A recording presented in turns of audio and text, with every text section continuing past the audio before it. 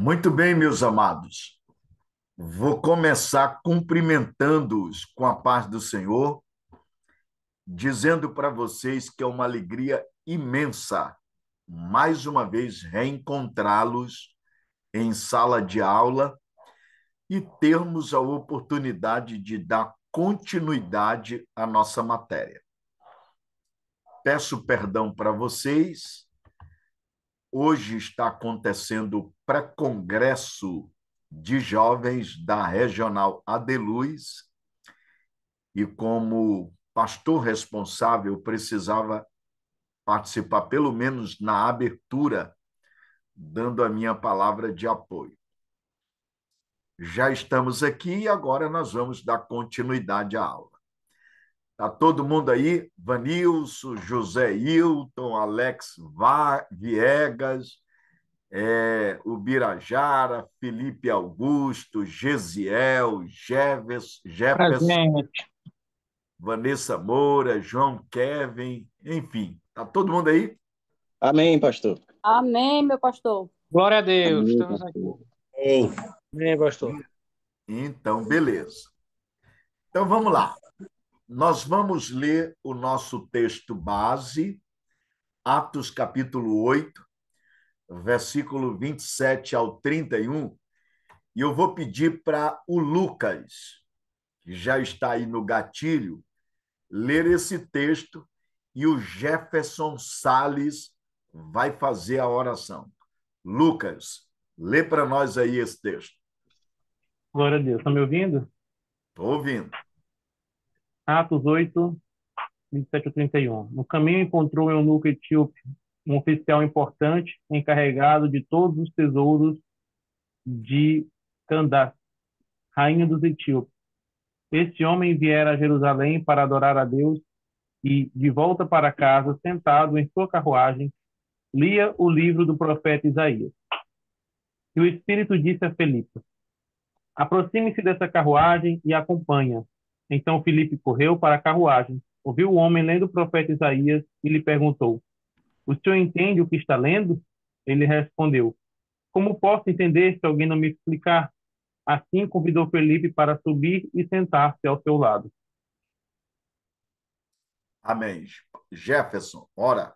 Oremos, maravilhoso Deus, Pai, obrigado por estarmos reunidos, Senhor, mais uma vez para debater, entender, Senhor, a tua palavra. Traz a tua revelação, abençoa o professor e todos os alunos, Senhor, que possamos sair aqui entendendo os teus desígnios, Senhor, sobre a palavra de Deus. Assim te pedimos, te agradecemos, em nome santo de Jesus Cristo. Amém e amém. Amém. Deus abençoe a todos. Bem, meus amados, nós vamos dar continuidade à nossa matéria, então eu vou pedir a atenção de vocês só para a gente recapitular nesses 5 minutos o que nós já estudamos. Bem, inicialmente, conforme está aparecendo aí no slide para vocês, nós pontuamos todo o contexto onde a nossa matéria está inserida. Nosso contexto é o campo da teologia, mas, de maneira bem específica, a teologia bíblica. E por quê? Porque, como eu deixei claro, a teologia quanto ciência está dividida em 4 departamentos. Nós temos a bíblica, a sistemática, que é a mesma dogmática, a histórica e a prática. E apontamos qual é a diferença entre cada uma delas e, ao mesmo tempo, como elas se relacionam.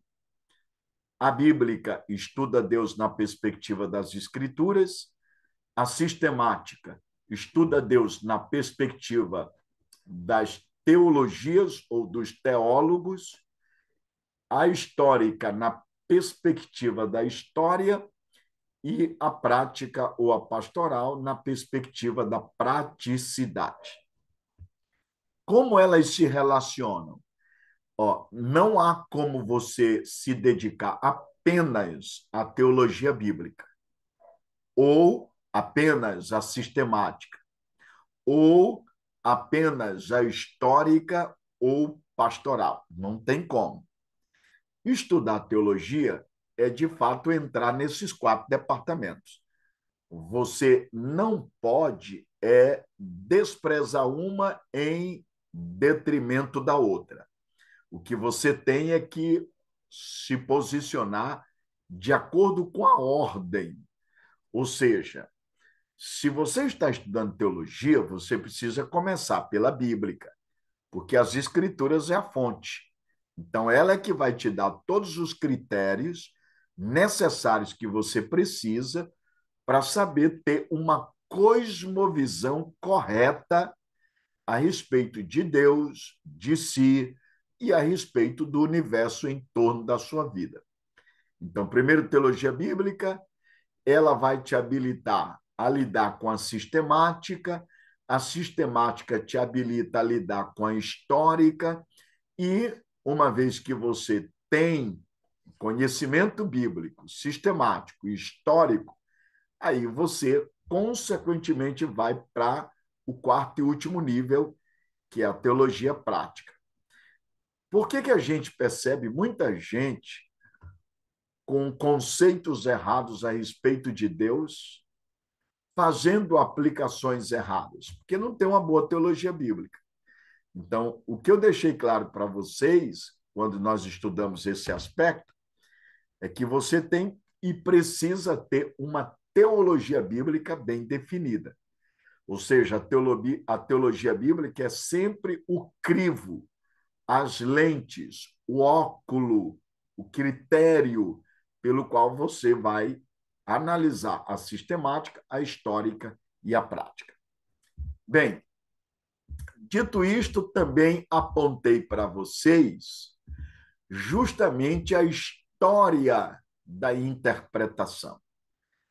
Passa pelo período veterotestamentário, que é o Antigo Testamento, período neotestamentário, que é o Novo, período patrístico, aí eu estou falando da história da igreja, período patrístico é a época em que os pais da igreja eles sucedem os apóstolos, aí vem o período apologista, a época da Idade Média, vem então o período dos reformadores, e aí chega no nosso tempo contemporâneo. Então, em toda época, as escrituras sempre foi interpretada. Não é uma interpretação para cada época, mas é sempre uma interpretação que exige uma aplicação correta de acordo com o contexto. Então, nós trabalhamos esses aspectos e apontamos as 2 escolas principais, liberais e conservadoras. Eu pontuei isso para deixar claro para vocês que a interpretação das escrituras não é uma invenção humana, não é uma ideia que surge lá dentro do escritório de uma instituição teológica. Interpretação é algo que a própria Escritura estabelece e exige pela sua própria natureza. Dito isto, nós então entramos nas questões envolvendo princípios de interpretação bíblica. E aí apontei para vocês, conforme está aí no slide, que nós vivemos uma época de muitas distorções. Distorção ou distorções é sempre aquilo que os homens fazem em relação aos propósitos das Escrituras. E isso acontece porque há um mau uso das Escrituras, conforme aparece aí, e aí eu apontei para vocês alguns textos como exemplo. Também o abandono das Escrituras como normativa. Muita gente já não considera a Bíblia o manual prático de vida cristã, e aí cometem o erro que cometeu a igreja na Idade Média. E aí o terceiro erro, a supervalorização das experiências, que é quando, via de regra, os cristãos espiritualizam a vida cristã, transferindo toda a responsabilidade para o mundo espiritual, ou para o espírito, ou para suas experiências, e acabam desprezando as escrituras. Isso gera consequência Isso é trágico, isso traz problemas para a igreja ao longo do seu caminhar. Nós trabalhamos isso. Também apontei para vocês como é possível corrigir essa postura equivocada daqueles que fazem mau uso das Escrituras, daqueles que abandonam as Escrituras como normativa e daqueles que supervalorizam as experiências. E como é que a gente pode corrigir? Eu apontei conforme está aí no slide, tendo zelo pelas Escrituras. E ter zelo significa reconhecê-la como normativa, autoritativa, palavra última de Deus, definitiva, que não há o que acrescentar. Também trazendo os seus ensinos, aliás, trazendo os ensinos humanos ao seu crivo, ou seja, tudo aquilo que é dito, que é pregado, que é ensinado, que muitas das vezes é cantado ou vivido, precisa ser criteriosamente avaliado pelas Escrituras. Ela é que define. Ó, só para vocês terem uma ideia, por favor, eu vou pegar o texto, mas vocês, vou pegar aqui meu celular para abrir o texto. Eu vou pedir que vocês abram a Bíblia em Tiago, Tiago 5.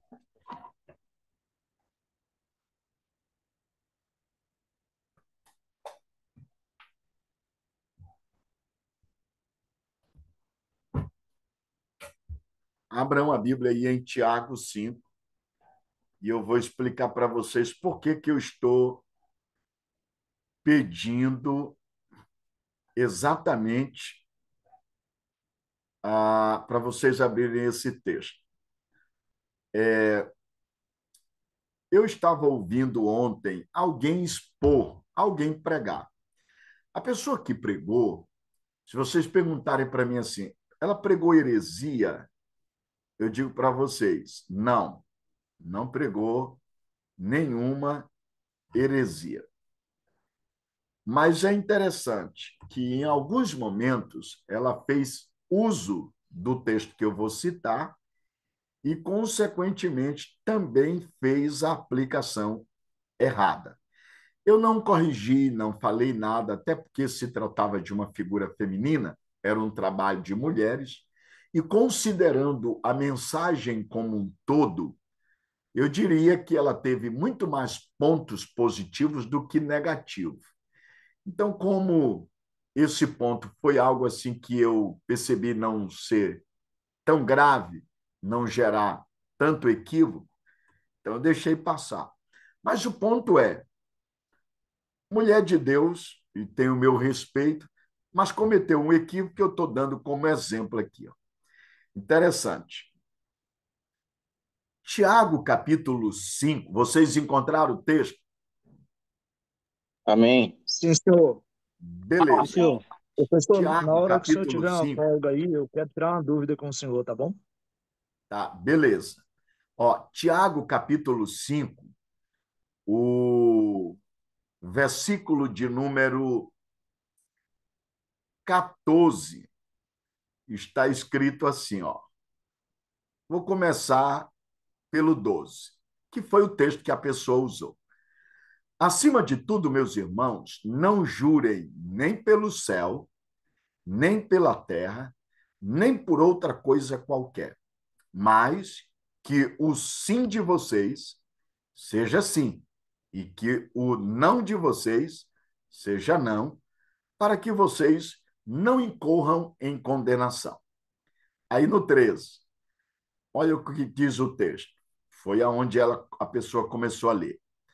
Alguém de vocês está sofrendo? Faça oração.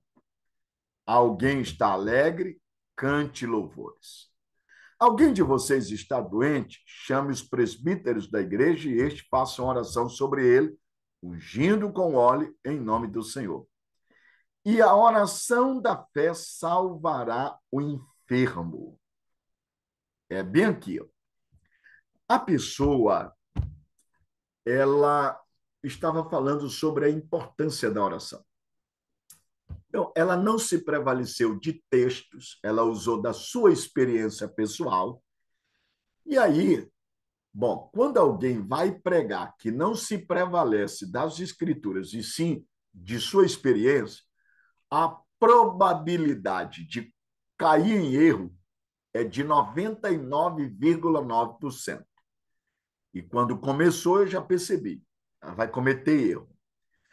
Bem, na grande parte do tempo da exposição dela, ela citou muitas experiências e muitas frases, dizendo o que na concepção dela a oração era. A oração é isso, a oração é aquilo, e ela foi contando com base nas experiências. Quando ela resolveu usar as escrituras, usou esse texto. E quando usou esse texto, usou o texto para dizer que a oração, notem, a oração tem poder para curar os enfermos. Bem, foi bem aqui. Muita gente nessa hora olhou para mim, porque lá na minha igreja eu já expus esse texto e já preguei a carta de Tiago toda, inclusive dediquei 2 sextas-feiras exclusivamente para esse texto. E aí muita gente olhou para mim e eles perceberam que ela cometeu um erro. Mas eu estou agora chamando vocês para olhar esse texto, porque o apóstolo Tiago está dizendo que a oração tem poder para curar os enfermos?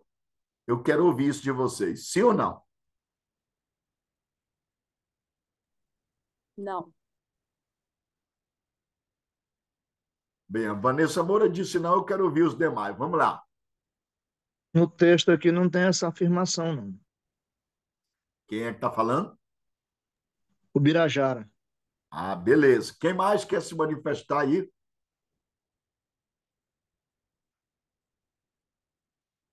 Mas ninguém, meu povo. Vamos lá, Felipe Augusto. Falem aí. O que fala é que salvará, né?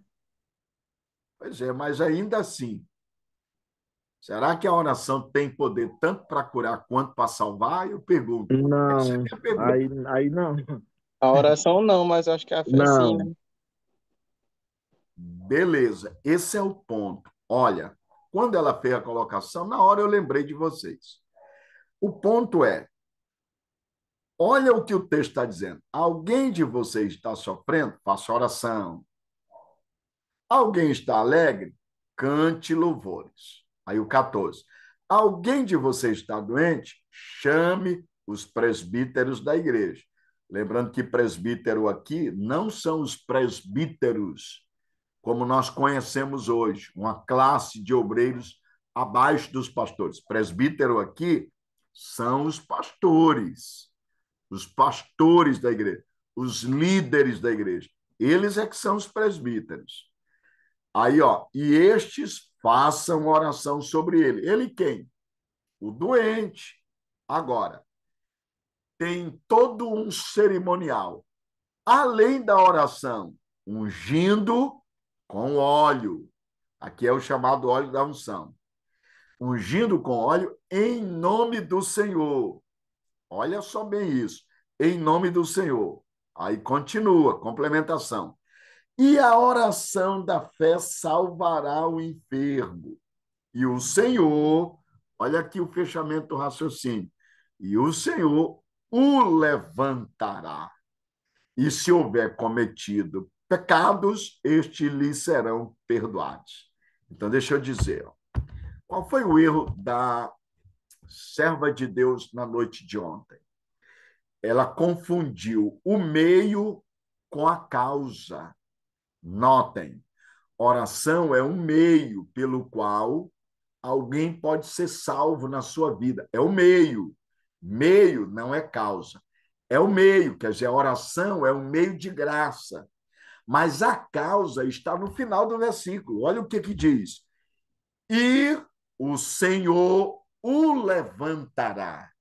Ou seja, não é a oração que levanta o enfermo, não é a oração que salva o doente, não é a oração que cura. A oração é o meio por onde essa bênção, essa graça vem, essa salvação da doença, essa cura vem, é o meio, mas a causa não se constitui a oração, se constitui o Senhor. O Senhor. E é exatamente aqui, com base nesse princípio, que eu digo para vocês: quem tem poder de curar não é a oração. A oração não tem poder nenhum para curar. Quem tem poder de curar é Deus, que responde por meio da oração. Esse é o ponto. E a pessoa não compreendeu. Todavia, isso aí não gerou nenhum prejuízo. Mas eu estou pontuando para vocês, para dizer tudo que você ouvir, tudo aquilo que falarem, você tem que levar ao crivo das Escrituras.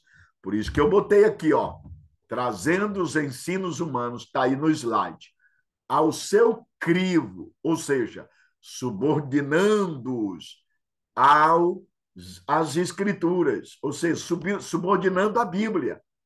Tudo tem que ser julgado por ela. É ela que define o que é certo e o que não é.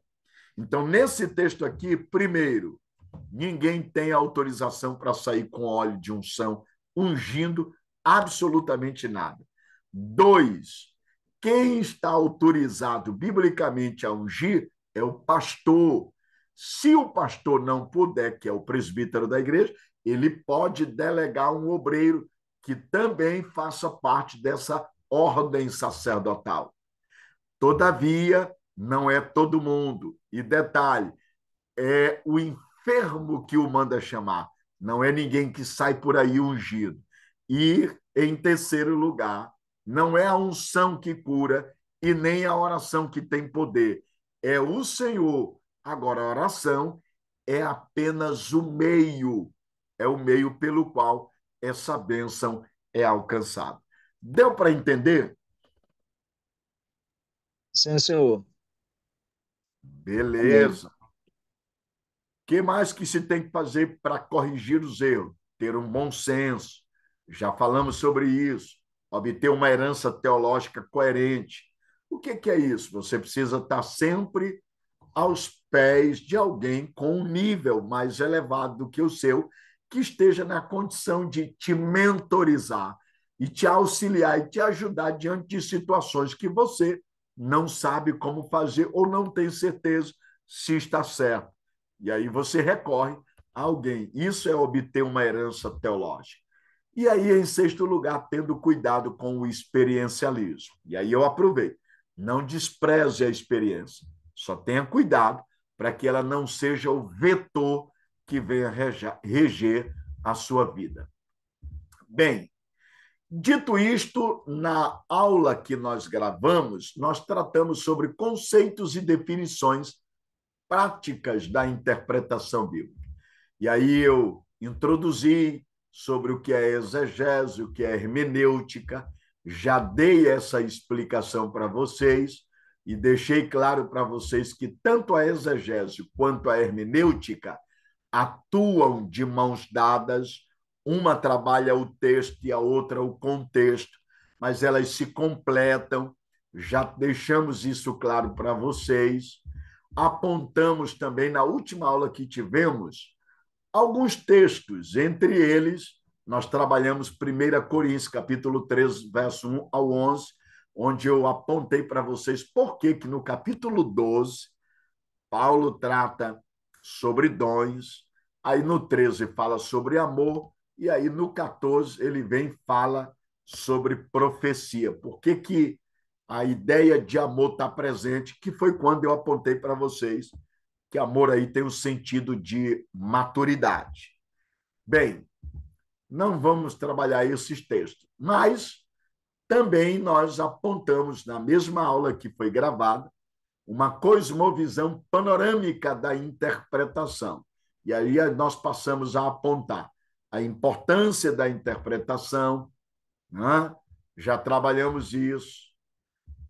Também apontamos sobre erros que precisam ser evitados, a alegorização, a legalização, o liberalismo, adição, subtração e distorção.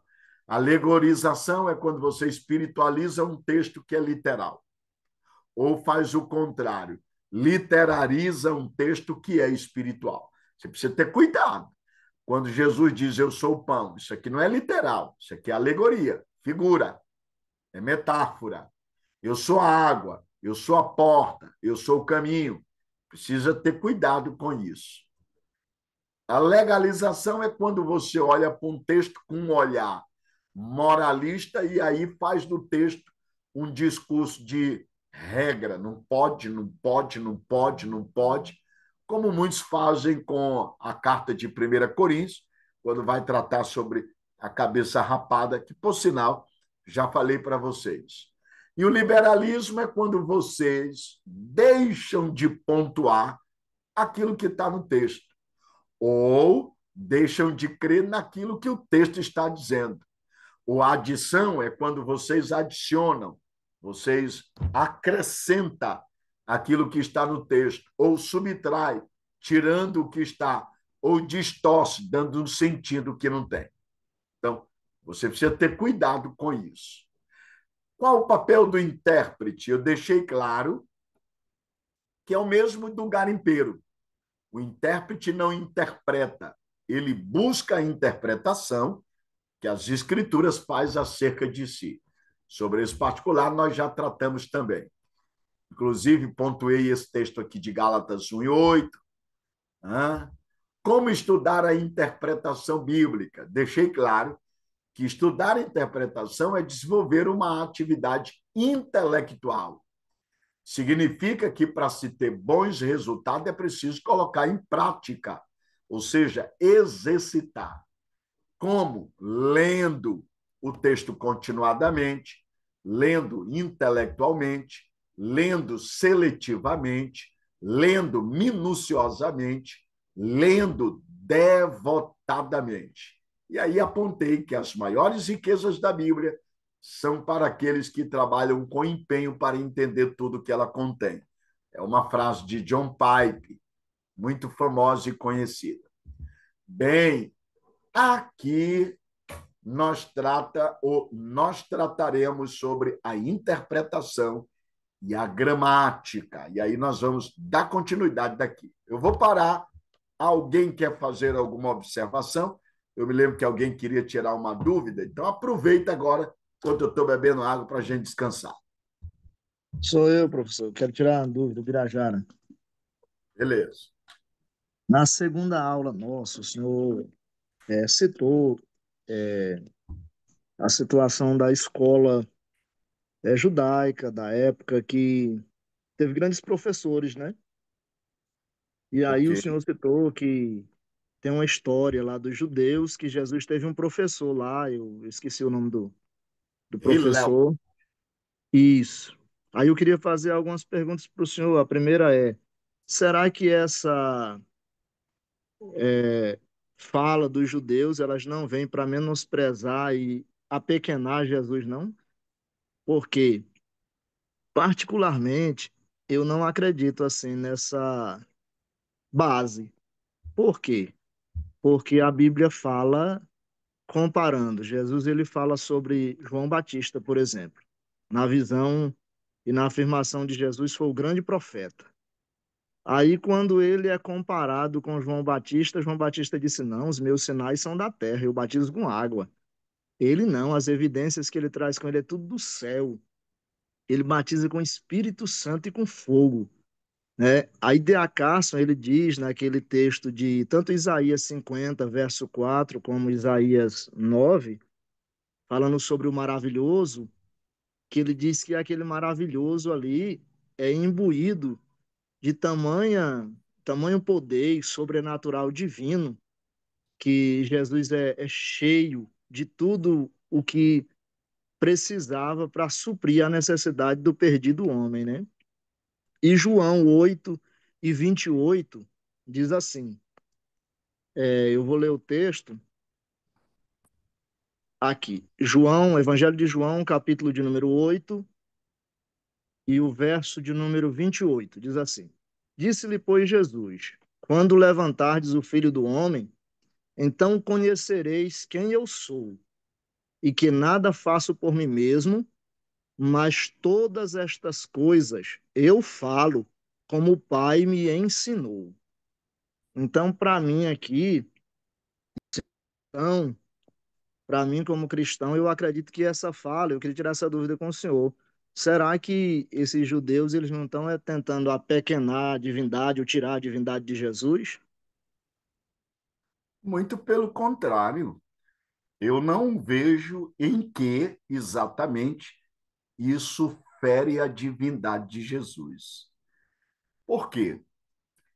Com base na sua fala, a ideia que a gente tem era de que Jesus era apenas um divino, mas não humano. E aí não tem como poder defender isso, porque Jesus ele era tanto divino, como ele também era humano. E ele tanto era humano, como também ele era divino. E aí, permita, é interessante lembrar que Lucas, capítulo 2, verso 52, diz que ele crescia em graça e em sabedoria para com Deus e para com os homens.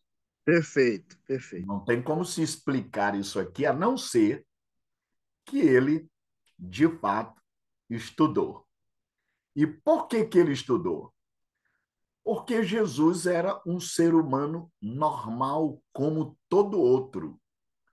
Ele precisou aprender a falar, ele não nasceu falando.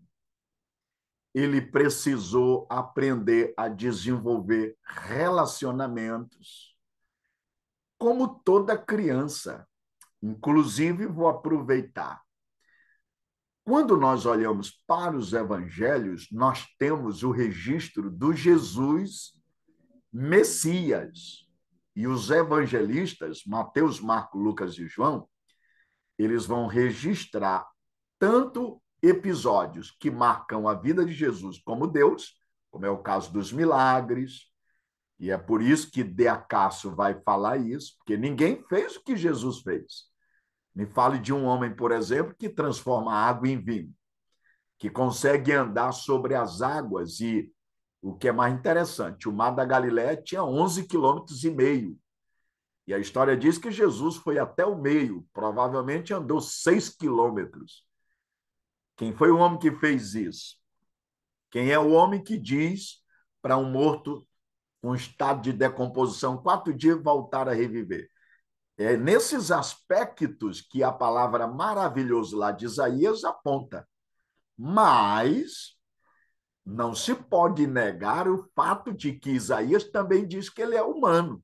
Por exemplo, Isaías 53 diz que ele não tinha aparência, não tinha formosura, olhávamos para ele, nenhuma beleza tínhamos, homem de dores. A pergunta é: homem de dores? O que quer dizer isso? Experimentado no sofrimento, no trabalho. Isso porque ele foi carpinteiro. Aliás, vou aproveitar para dizer isso aqui para vocês. Por que que José, o pai de Jesus, isso não biológico, mas o pai que de fato o criou e entrou na linhagem, José, marido de Maria, por que que ele aparece até uma certa idade, basicamente até os 12 anos de Jesus, quando ele, por sinal, é até esquecido lá no templo e eles voltam para buscá-lo. E depois nunca mais José aparece. A história paralela, e ela é comprovada tanto pelo judaísmo como os historiadores da época, aí eu cito tanto Flávio Joséfo, que é a maior autoridade histórica, como também Eusébio de Cesareia, que é a maior autoridade histórica em relação ao cristianismo. José, muito possivelmente, sofreu algum tipo de doença que não se sabe definir o que foi, e morreu. E ele tinha vários filhos com Maria.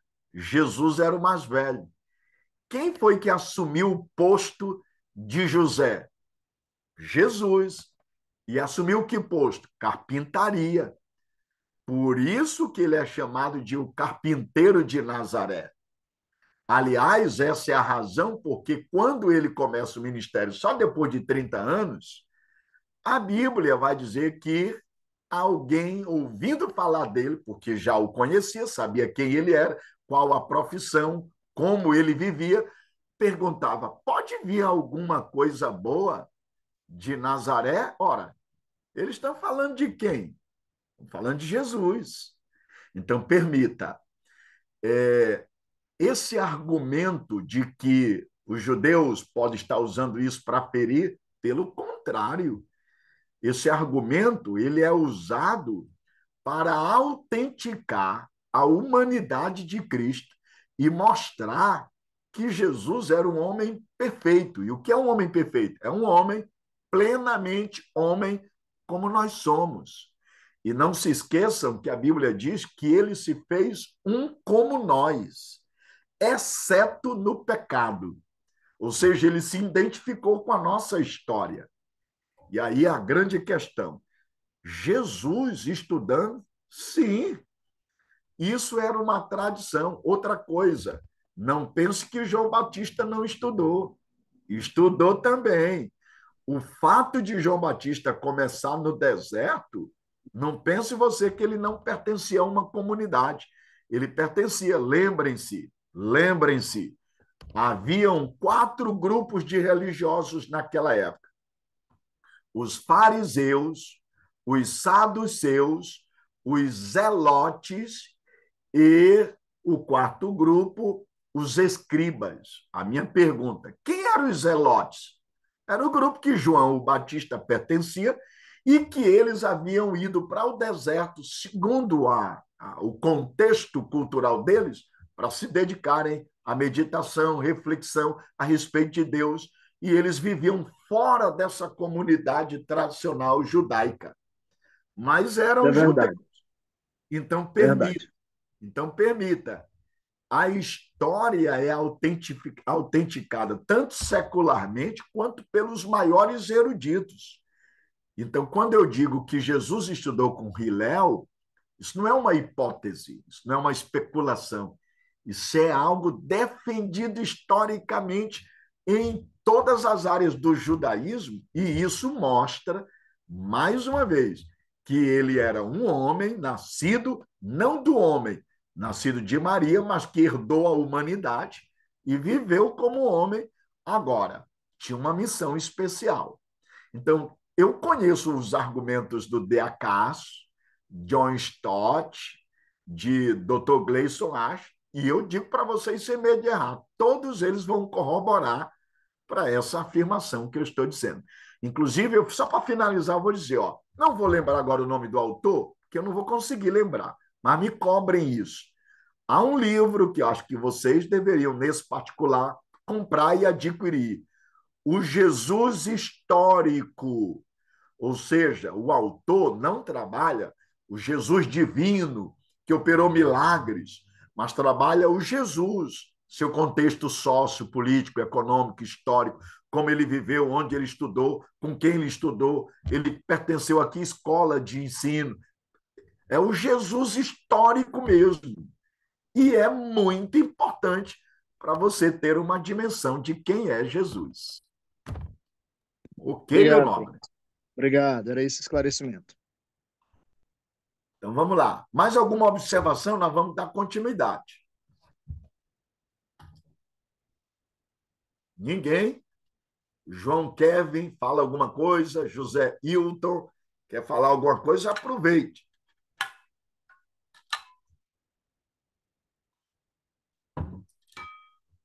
Cadê a Vanessa Moura? Ninguém pergunta, meu Deus. Não, professor, minha dúvida era só essa mesmo. Não, Obrigado. beleza. Eu quero ver os outros aí. Sim, senhor. Mas boa a sua pergunta, porque ela faz a gente refletir, perguntas assim ajudam a ampliar o entendimento. Mas me É cobra porque, para depois eu te dizer o livro e o autor, o sim, Jesus senhor, Histórico, eu que é vou lhe muito cobrar. importante. Eu vou lhe cobrar. É porque Beleza. eu fiz uma análise também, estudando também sobre o ISB, né? O ISB ele faz um comentário daquele Isaías 50 e verso 4, se eu não estiver enganado, verso 4.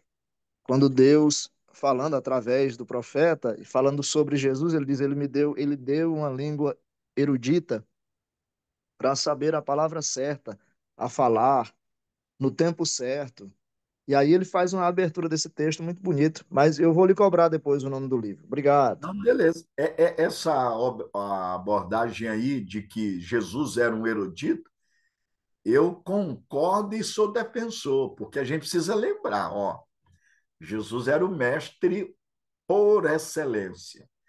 Na história judaica houve muitos mestres, mas Jesus é o único mestre que é chamado de Raboni, o meu mestre amado, mestre por excelência, ponto de fazer questionamentos e deixar os doutores calados e dar respostas que deixava os seus oponentes absolutamente desarmados. Então, eu não tenho dúvida de que Jesus era um erudito, mas aquele erudito não academicista, o erudito que sabia falar para cada grupo com a dosagem certa, com a linguagem certa e detalhe.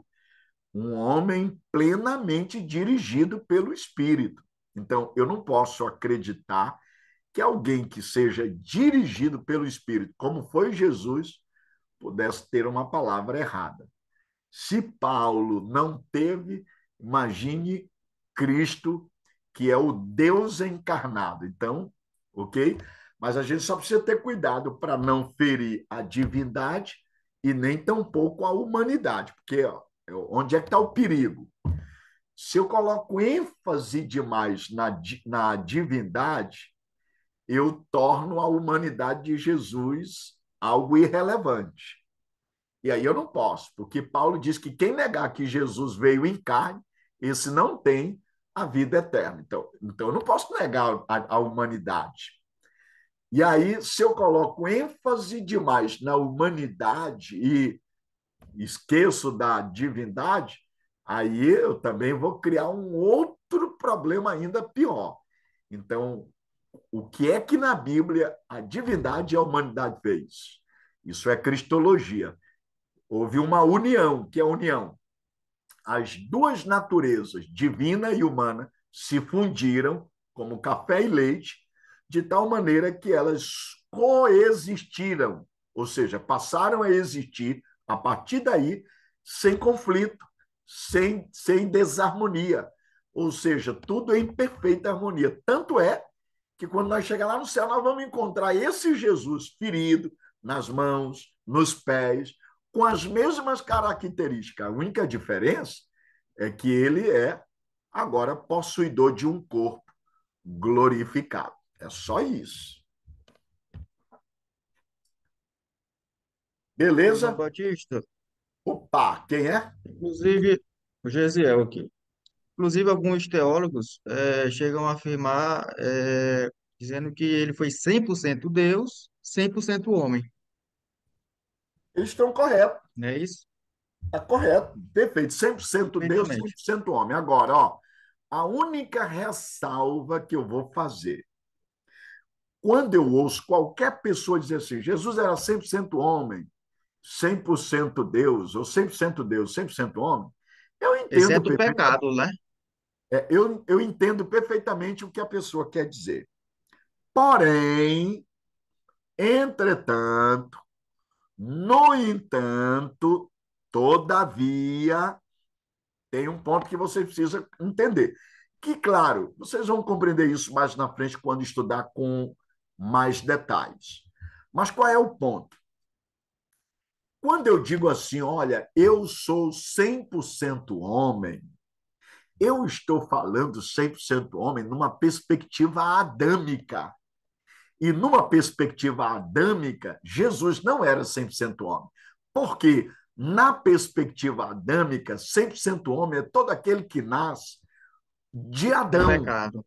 com o pecado. Jesus não nasceu com pecado. Então, a expressão não é 100% homem. Ele era 100% Deus e 100% humano. Não homem, mas humano. Apesar de que ele foi um homem, mas ele era humano. Humano no sentido de que ele herdou essa nossa natureza humana, mas ele não tinha as características do homem Adão, ou seja, ele não herdou o pecado. Ok? Ok, meu pastor. É interessante o senhor falar sobre essa questão de que Jesus estudou, que hoje mesmo eu vi uma discussão no Instagram acerca disso, mais ou menos sobre isso, né? E teve uma pessoa que disse assim, uma frase do Billy Graham. Billy Graham dizia: se eu tivesse 3 anos de ministério, eu passaria 2 anos estudando e um só pregando. E hoje vemos pessoas pregando mais e estudando menos. Daí uma outra pessoa veio e contrapôs essa frase, né? Dizendo: me diz onde foi que você viu, quanto tempo que os discípulos de Jesus sentaram numa sala de aula para aprender soteriologia, angiologia, teontologia, cristologia, ramartiologia e por aí vai. Consegue me explicar, meu irmão? Aí começou a discussão acerca disso. Pessoas assim, elas reagem porque elas têm uma visão equivocada da teologia. As pessoas entendem que teologia é uma questão humana e não divina. E aí é engraçado, ó. Sempre que alguém pergunta para mim, isso aqui é eu que estou dizendo, sempre que alguém pergunta para mim assim, ó, pastor, por que que eu preciso estudar teologia? Eu respondo fazendo uma outra pergunta. Por que que você acha que o indivíduo deve gastar 4, 5 anos para obter uma boa qualificação profissional e depois ainda se especializar? A pessoa sempre vai dizer para mim, bom, a pessoa tem que gastar 4, 5 anos se profissionalizando como advogado, psicólogo, ou passar 7, 8, 10 anos estudando como medicina, porque o futuro dessa pessoa depende disso. Beleza. E eu pergunto, existe alguma coisa que seja mais importante quanto ao nosso futuro do que conhecer a Deus? E a pessoa perde o argumento. Esse é o ponto.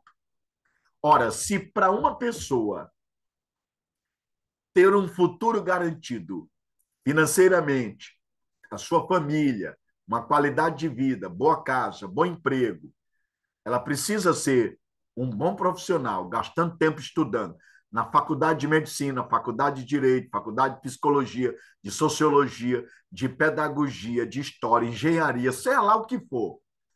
Se a pessoa, para ter um futuro, ela precisa de uma qualificação profissional, minha gente, muito mais conhecer a Deus. Alguém que quer desfrutar de uma eternidade com Deus precisa estudar teologia também.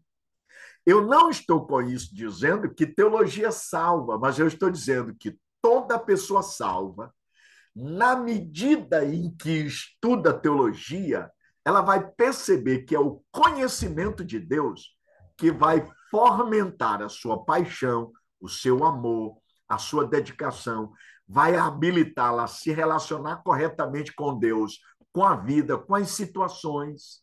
Inclusive, eu vou mais além, só para terminar esse ponto aqui. A grande maioria das pessoas frustradas, decepcionadas, traumatizadas, doentes, emocionalmente, amarguradas, com ressentimento, incapacidade de perdoar, de liberar perdão e de pedir perdão, gente depressiva, deprimida, a grande maioria são por causa de não, aliás, tem como principal causa a não capacidade de saber lidar com a vida. E eu vou dizer, não é a sociologia, não é o direito, não é a psicologia, a filosofia, não é a pedagogia, a educação, o dinheiro que habilita a pessoa a lidar com a vida. É o conhecimento de Deus. Só para vocês terem uma ideia, na medida em que eu conheço a Deus, eu me conheço. Porque Deus é como uma espécie de espelho. É na medida que eu olho para quem Deus é que eu descubro quem eu sou. Deus é perfeito e eu não. Deus é ilimitado, eu sou limitado. Deus é infinito, eu sou finito. Deus é eterno, eu sou transitório. Deus pode, eu não posso. Deus tem, eu não tenho. Deus sabe, eu não sei. E na medida em que eu vou mergulhando nesse saber, Deus habilita a minha mente treinando a como agir, reagir diante das situações mais difíceis da vida, como perca, sofrimento, doença, morte, luto, trauma, decepção. O conhecimento de Deus me habilita, razão pelo qual você vai ver Paulo ser perseguido, maltratado, ele é criticado, zombado, açoitado, sofre tentativa de homicídio, ele é, de fato, desprezado, esquecido, é sofrimento, pico de cobra, ou melhor, picada de cobra peçonhenta, naufrágio, prisão. O cara passa por tanta coisa, mas ele morre, apesar de pobre, velho, doente. Olha como ele diz: combati um bom combate, eu completei a carreira e eu guardei a fé. A minha pergunta: por que Paulo está dizendo isso? Porque o cara conhecia Deus. Ele conhecia tanto que ele vai dizer lá em Filipenses: eu posso todas as coisas. Aí ele diz: posso porque eu aprendi a estar contente na humilhação, na exaltação, na alegria, na tristeza, na abundância, na escassez. O cara foi treinado a viver a vida numa perspectiva correta. A pergunta é: como? Porque conhecia Deus. Então, quando você vê um cristão dizendo assim: olha, como é que pode passar 4, 5 anos estudando teologia? A frase de Billy Graham está absolutamente correto. Corretíssimo. Eu já ouvi essa frase. Se eu tivesse 3 anos de ministério, gastaria 2 anos estudando e apenas um pregando. Tem um monte de gente pregando aí o que não sabe, o que não conhece, fazendo mais desfavores ao evangelho do que contribuindo para o reino, porque não se preparou. A causa de muitas igrejas estarem sofrendo na mão de maus obreiros, maus líderes, maus pastores, porque não foram preparados, não estudaram. Então, vou dizer para vocês: o que vocês estão fazendo, que é estudando teologia, vocês estão estudando a coisa mais importante e essencial da vida, que é conhecer a Deus. Amém? Amém. Amém. Amém. Beleza, vamos dar continuidade. Vamos dar, senão daqui a pouco eu sou disciplinado. Vamos lá. A interpretação e a gramática é para onde nós vamos agora. Nesse item aqui, ó, existe um princípio. E qual é? É que devemos primeiramente entender o texto justamente na sua gramática e depois devemos nos esforçar para entendê-lo hermeneuticamente. Olha só esse detalhe.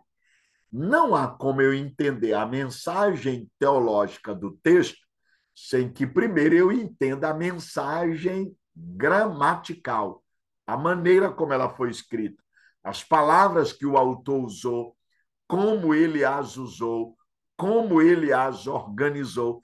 É quando eu busco compreender gramaticalmente o texto que eu vou entender a teologia do texto. Por exemplo, quando Paulo diz: posso todas as coisas naquele que me fortalece, e você lê lá o contexto: eu sei estar humilhado e exaltado, viver na escassez como na abundância, tanto a ter alegria como ter tristeza.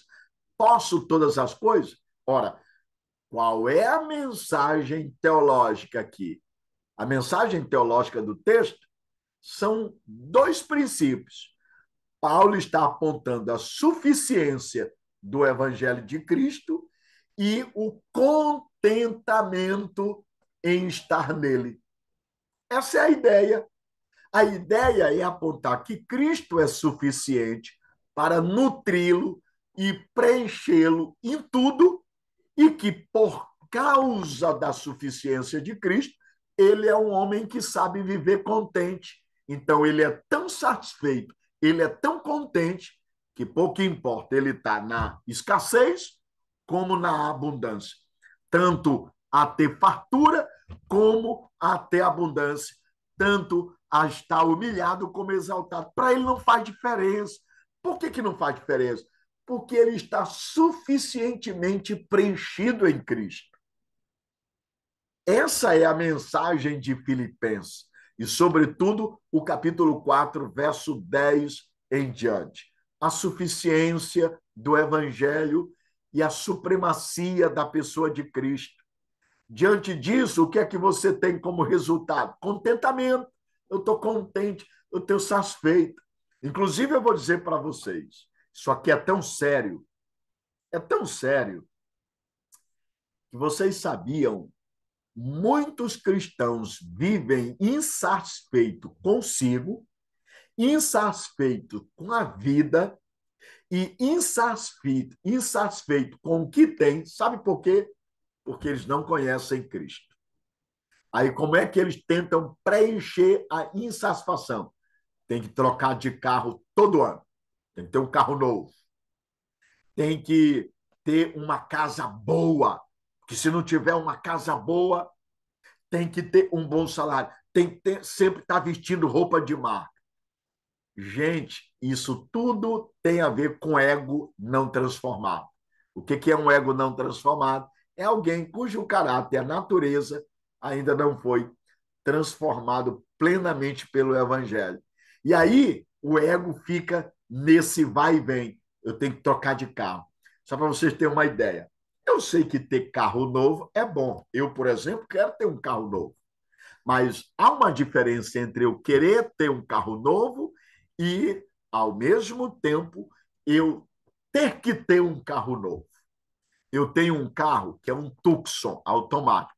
Ele é 2010. Confere aí quantos anos. 15 anos. Ele me leva para todo lugar. Ele me nutre. Ele funciona muito bem. Tem funcionado. Oxente, qual é a diferença entre eu ter um carro de 15 anos funcionando plenamente e ter um zero nenhum? Agora, o carro começou a dar problema, começou a gerar despesa, começou... Ah, tá, agora é uma questão de necessidade. O carro já se venceu por si. Eu preciso trocar. Ah, eu vou trocar. Não é porque eu preciso ter, ou melhor, eu tenho que ter. Eu vou trocar porque é uma necessidade. Ah, beleza. Mas dá para vocês notarem, a galera não sabe separar entre o ter que ter e o que é necessário. Inclusive, hoje eu falei para alguém assim, ó. Se você não conseguir separar e distinguir entre o que você necessita e o que você quer, você nunca vai descobrir o quanto você é abençoado. Você não sabe o que você quer e o que você necessita, porque se você basear a fé num Deus que tem que fazer todo o tempo o que você quer, meu irmão, Deus vai ser um capacho, um assistencialista social, porque o querer humano quer sempre, quer a vida toda e quer tudo. Só para vocês terem uma ideia, como o querer e o necessário são duas coisas distintas. Olha só, o cara está andando numa Ferrari. O cara está andando numa Ferrari. Mas ele está andando numa Ferrari com o olho voltado para cima. Sabe por quê? Na cabeça dele está voando um helicóptero. Aí no coração dele, será que um dia eu vou ter um helicóptero? O cara está andando de Ferrari, mas ele está querendo um helicóptero. Aí do lado do cara da Ferrari tem um andando num Gol. E o cara do Gol está dirigindo um Gol zerado, mas olhando para a Ferrari. Será que um dia eu vou ter uma Ferrari? Eu quero uma Ferrari. Do lado do cara que está andando do Gol tem um cara de moto. O cara de moto, 0 quilômetro, olhando para o Gol.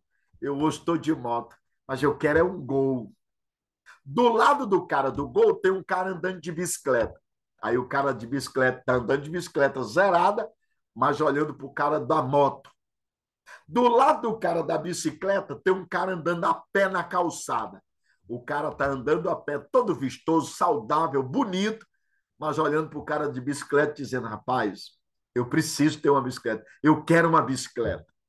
Aí, enquanto ele está andando na calçada, lá no prédio, na janela de cima, tem um cidadão que não tem as pernas e nem as mãos. Ele só tem o corpo, o tórax. E aí ele está olhando para o cara a pé, dizendo assim: se eu pudesse andar, era tudo que eu queria, era poder andar. Dá para você notar, se você não souber separar entre o que você quer e o que é necessário, você nunca vai descobrir o quanto você é abençoado, né?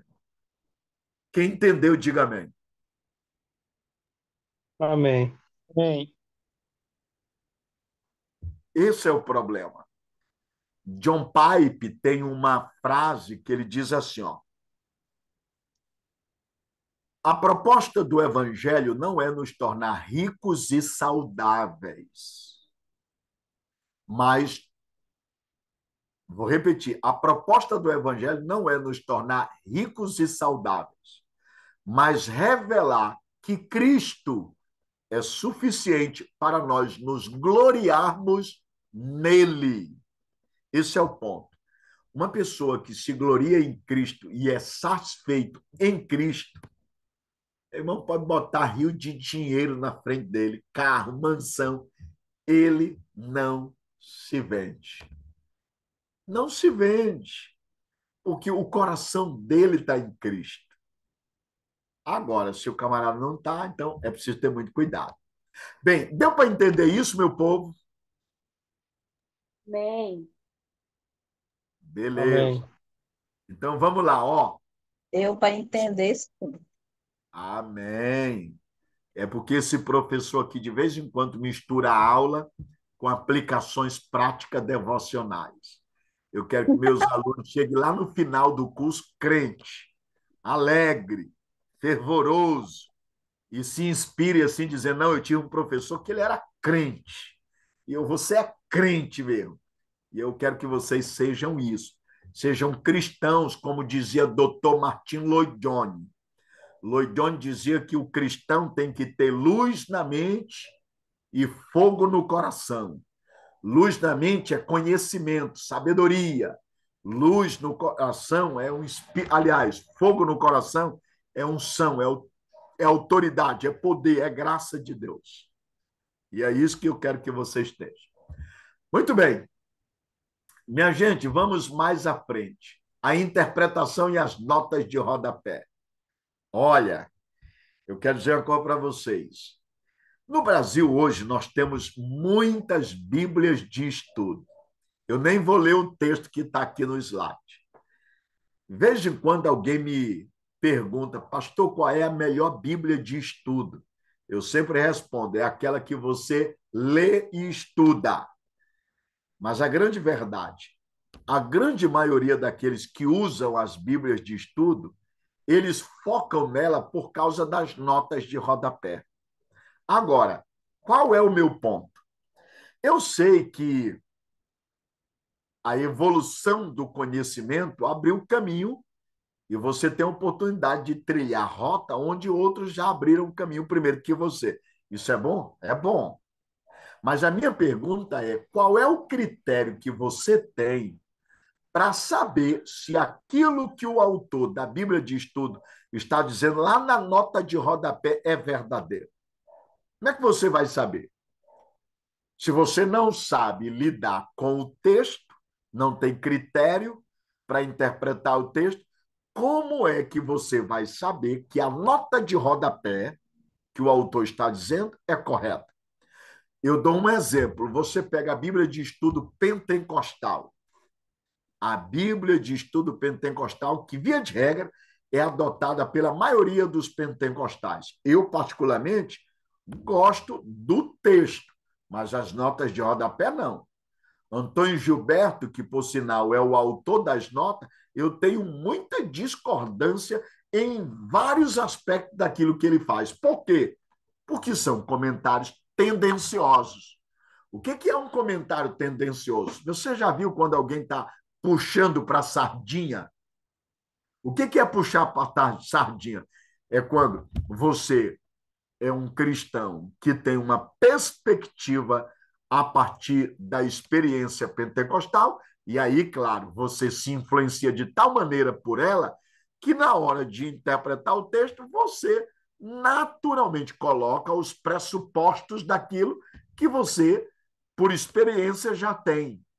E aí esse é o problema, é que quando você vai para o texto, você não pode deixar os pressupostos influenciar você. Os pressupostos culturais da sua experiência, não. Quem tem que falar no texto é só o texto, você só pergunta. O texto é que responde. Ele é quem diz. Então você não pode inserir no texto o seu pensamento, a sua ideia, a sua especulação. Por isso eu estou dizendo, cuidado com as notas de rodapé.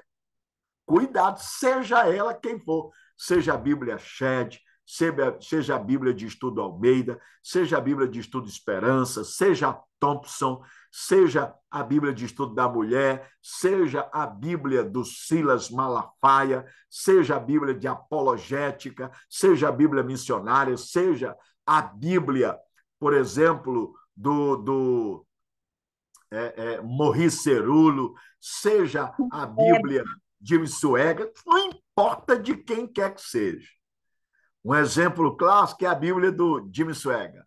Ó, muitas das notas de rodapé ali que estão na Bíblia do Jimmy Swaggart são sermões que ele pregou e quem colocou ali como nota de rodapé botou o que o cara pensa. A minha pergunta, como é que ele sabe que aquilo está correto? Que você pega uma Bíblia de estudo pentecostal, diz uma coisa. A Bíblia de estudo do Hernandes Dias diz outra. A do Shed diz outra. A do Silas Malafaia diz outra. A minha pergunta, como é que tu sabe qual é a certa? Como é que você vai saber? Então, você tem que ter critério para estudar o texto. Por isso, é você que tem que analisar o texto usando os critérios que o próprio texto coloca e não se deixar levar pelo pensamento alheio. Amém? Amém. Amém. A Amém, pastor. Bíblia e as interpretações. Vanessa Moura, lê para mim aí esse parágrafo. Quando eu disser para você parar, você para. Mas lê aí para mim. É comum nos nossos dias ouvirmos várias interpretações diferentes sobre o mesmo texto ou tema. Isso acontece por um motivo. Os intérpretes insistem em analisar o texto baseados em seus próprios pressupostos e paradigmas e argumentam que a Bíblia está dizendo isso ou aquilo. Essas conclusões são tiradas porque estes homens anseiam em dar à palavra uma nova interpretação. O que podemos então fazer? Bem, e sinto decepcionar tais intérpretes, mas a palavra de Deus tem interpretação própria e única. Somente a própria Bíblia pode ser a sua intérprete e ela já está interpretada. Pronto. Ó, eu vou pedir para todo mundo abrir a Bíblia aí. Nós vamos analisar aqui um texto. E esse texto é cheio de onda, de debates, questionamentos. Todo mundo abre a Bíblia aí em 1 Samuel, capítulo 28, por favor.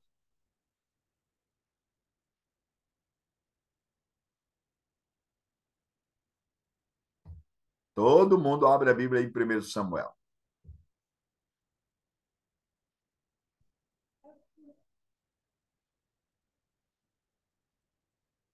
Capítulo 28.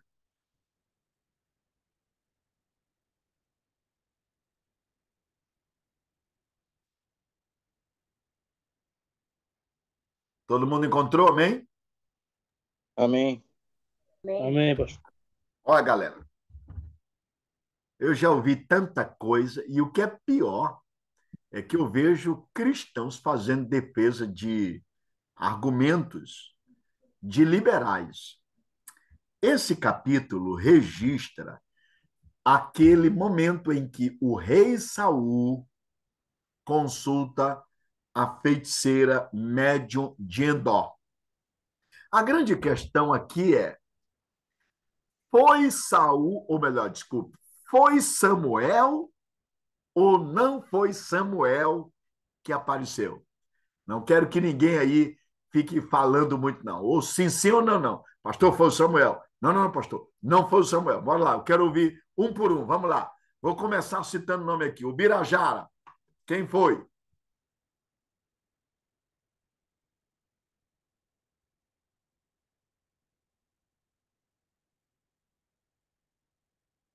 Cadê o Birajara? Foi arrebatado. Felipe Augusto, fala aí, porque o Birajara se perdeu. Eu acho que era Samuel, pastor. Beleza. Tu entende que era o Samuel mesmo. Isso. Vamos lá, Vanils.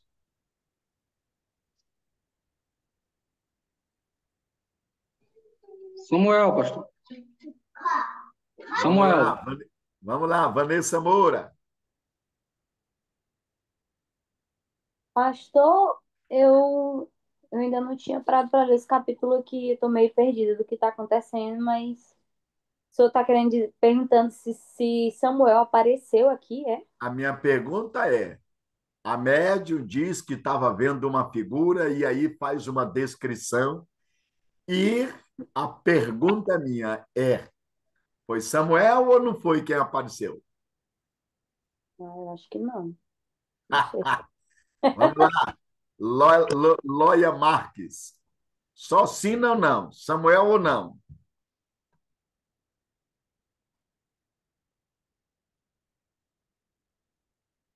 Desliga o microfone, Lola Marques. Alex Viega Rocha, bora lá.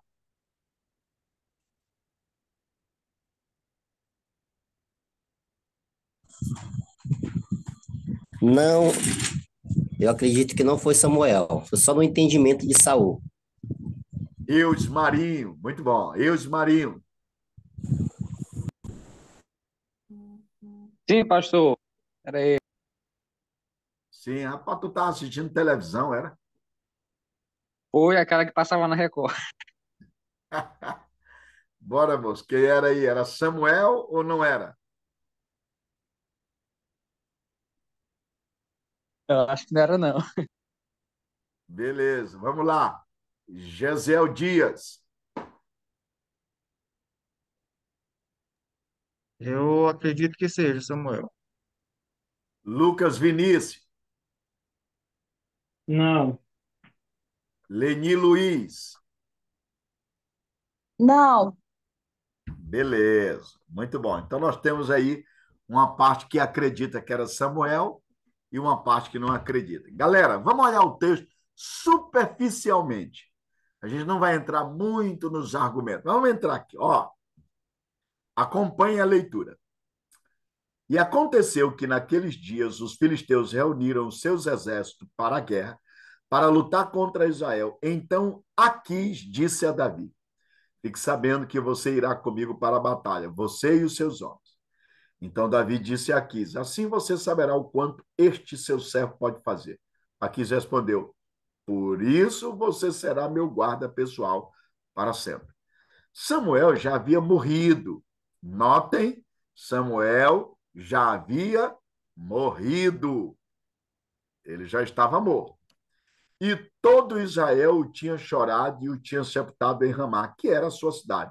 Saul havia desterrado os médiuns e os adivinhos. Eu pergunto, Saul havia desterrado os médiuns e os adivinhos, sim ou não?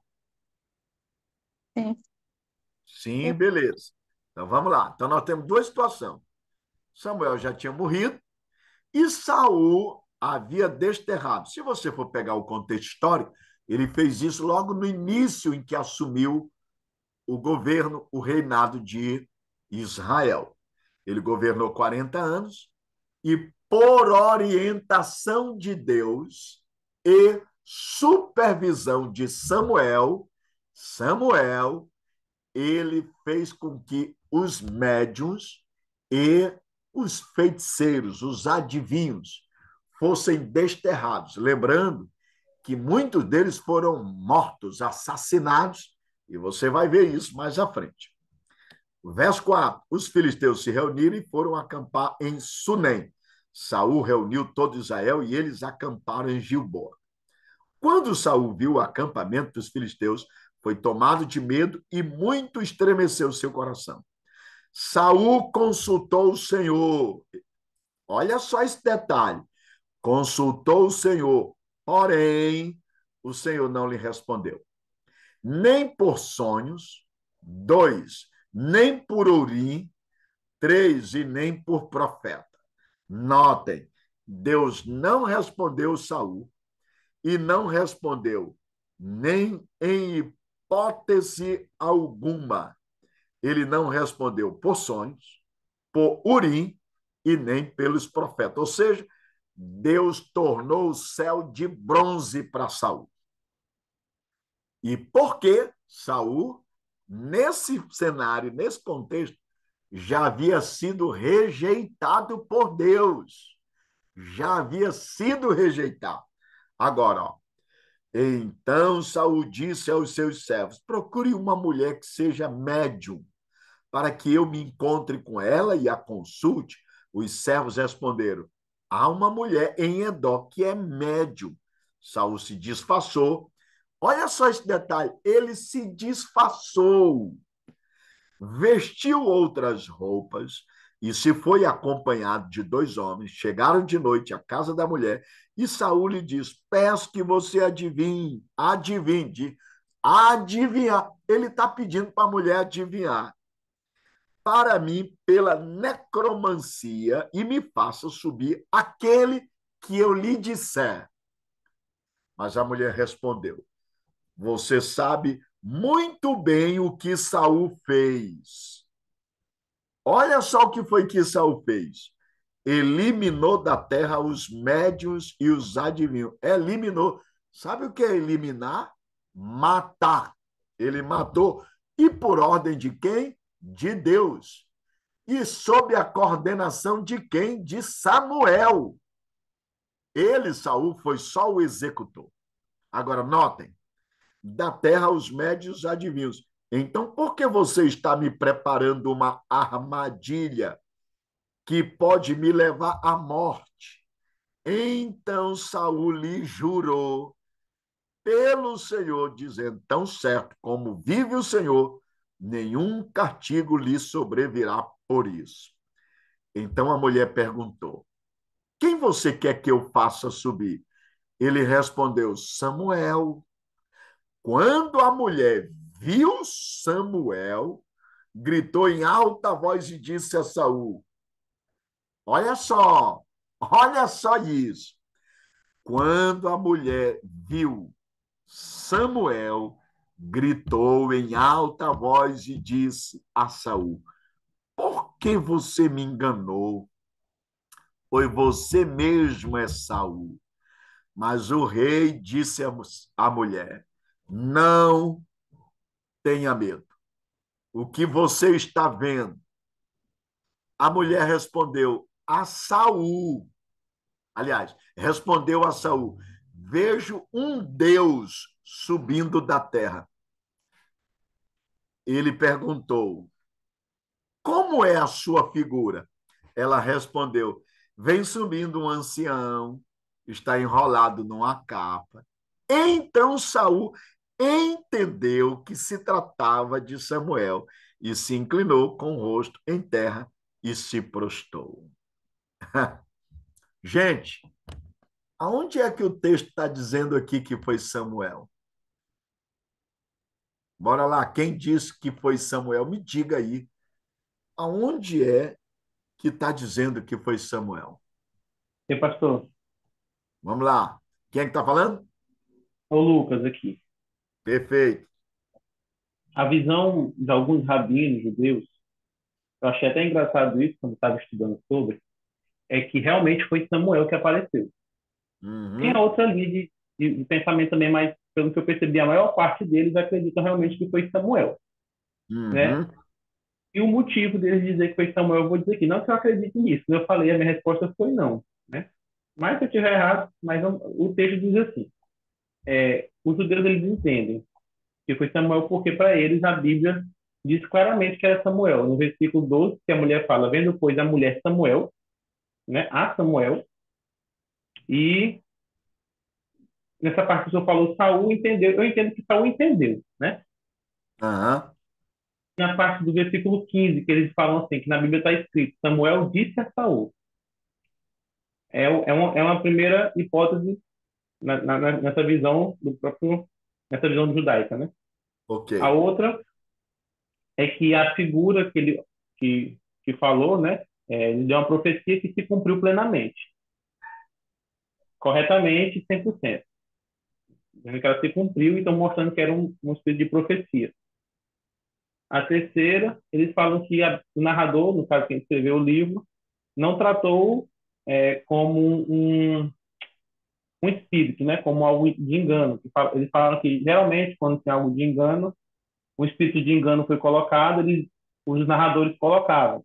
São esses três argumentos Ok. que eles colocam. Aí eu estou só falando aqui nesse estudo que eu fiz, né? Perfeito. Eu conheço toda essa perspectiva aí. De fato, essa é uma crendice. Lembrando que é uma crendice judaica por causa da tradição rabínica. Agora, ó, notem esse detalhe. Quem Aí eu está. concordo com o senhor. É, Perdão de eu atrapalhar. Eu não, realmente quero o senhor falar isso aí, porque eu penso de acordo com o que o senhor vai falar agora aí. Pode não continuar, vou é. voltar. A sua colocação foi perfeita. O que você citou aí é realmente aquilo que os rabinos, lembrando, não são todos os judeus que acreditam, mas quando eu digo os rabinos, eu estou falando a tradição judaica rabínica. Eles vão acreditar nisso, de fato. Só que é uma crendice. E por que uma crendice? Porque em lugar nenhum das escrituras, especialmente aqui no texto, diz que foi Samuel. Olha, vamos avaliar o contexto para depois nós chegarmos no texto. Regra número 1. Lembrem-se que quando Saul vai consultar a feiticeira aqui, ele já tinha se utilizado de todos os meios possíveis que eram legitimamente divinos e Deus não lhe respondeu. Lembram? Ele consultou os profetas, Deus calou a boca dos profetas. Ele consultou sonhos, Deus não falou por sonho. Urim, Deus não falou por Urim. Bom, eu penso que isso aqui já é um argumento forte. Deus fechou todos os canais e iria abrir justamente um canal que ele, ao longo da Bíblia, condena, e só aqui abriu uma exceção. Ora, isso é um problema, porque se Deus abriu uma exceção aqui para se utilizar da médium como meio para falar com um homem, opa, então o espiritismo está correto, nós não podemos condená-lo, e o que é pior, muito da nossa teologia tem que ser revista, porque aí nós não vamos poder condenar Allan Kardec, condenar o espiritismo na sua base, porque a base do espiritismo também é aqui. Segundo, ele não só já havia consultado os vários meios e Deus havia fechado. Lembrem-se, lembrem-se que tudo que esse espírito fala aqui para Saul é uma repetição do que Samuel já havia dito lá no passado, quando rasgou-se suas vestes, Saul segurando, e ele declarou. O que esse espírito está fazendo aqui, sabe o que é? Reproduzindo. E detalhe, não reproduz com a mesma integridade, mas ele imita, reproduzindo o mesmo conteúdo. Tudo isso aqui que o Espírito fala para Saul, Samuel havia dito em vida. Havia dito em vida para Saul. Eu pergunto, Qual é a principal habilidade de Satanás? Não é imitar. Tanto é que eu pergunto, o que foi que ele fez lá no Egito, quando a vara de Moisés se transformou numa serpente? Ele imitou. A vara dos magos, os feiticeiros do Egito, também se transformaram. Aqui esse espírito está reproduzindo, repetindo, apenas imitando o que Samuel já havia dito. Outro detalhe que você vai perceber no contexto. Lembrem-se, Deus não só fechou os canais de comunicação para Saul, não só você vai perceber que Samuel já havia dito tudo isso antes, mas o texto começa dizendo que Deus também já havia desprezado a Saul, razão pelo qual não se comunica mais com ele.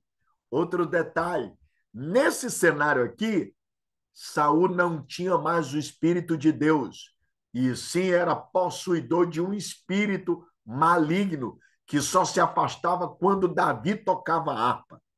Vou mais além, vou mais além. Lembrem-se que no contexto, por ordem de Deus, sobre a supervisão de Samuel, Saul foi determinado a matar, eliminar. Eu pergunto, minha gente, será que Deus iria permitir que Samuel, a quem orientou Saul a eliminar os adivinhos e médios, agora falasse por meio de um médium? Será que existe essa possibilidade? Bom, diante disso, agora eu volto para o texto. Notem, notem. A mulher pergunta quem Saul queria ver. E Saul diz o nome. Vocês acham? Essa mulher aqui, será que ela não conhecia Samuel? Conhecia. Ela conhecia tanto que ela conheceu Saul e sabia que Saul havia mandado eliminar as médiuns e os adivinhos justamente sobre a orientação de Samuel. Ela com certeza conhecia Samuel, e Samuel era uma figura notavelmente conhecida.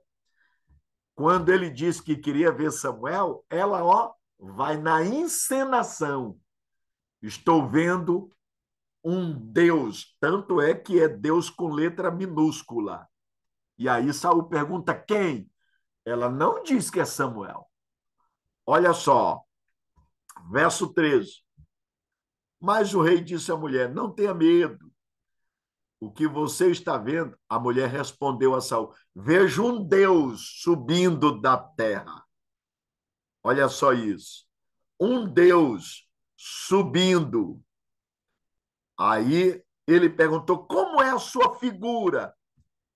Ela não diz. Ela não diz quem ele é. Ela encena, induzindo ele a concluir. Olha o que ela diz. Vem subindo um ancião, está enrolado numa capa. Então Saul entendeu que se tratava de Samuel e se inclinou com o rosto em terra e se prostrou. Gente, agora olha mais um detalhe. Verso 19. O Senhor entregará também Israel com você nas mãos dos filisteus, e amanhã você e os seus filhos estarão comigo. Comigo? Ei, comigo? Samuel está dizendo para Saul que amanhã estará comigo. Aonde foi que vocês viram no Novo Testamento uma expressão, Jesus dizendo: hoje mesmo estarás comigo? Aonde foi? Alguém pode me lembrar?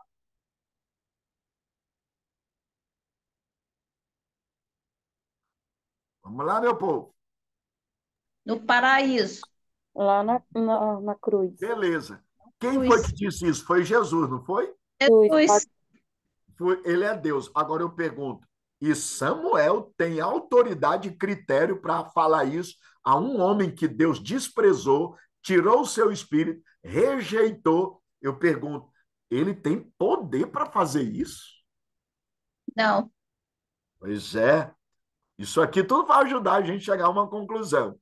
Olha só, você e os seus filhos estarão comigo. O Senhor também entregará o acampamento de Israel nas mãos dos filisteus. De repente, Saul caiu, estendido no chão, e ficou com muito medo por causa das palavras de Samuel.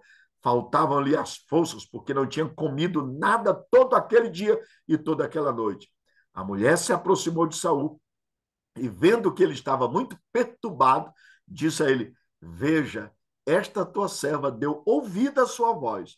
Eu arrisquei a minha vida e fiz o que o Senhor me pediu. Então agora é a sua vez de ouvir as palavras desta tua serva.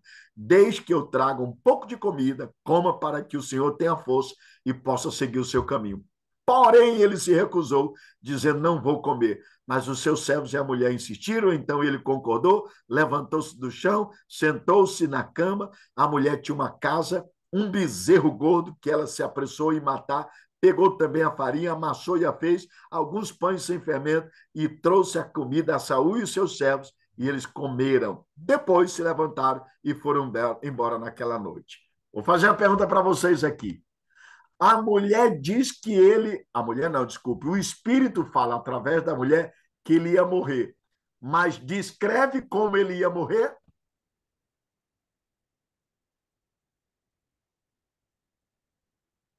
Não. Não. Não descreve.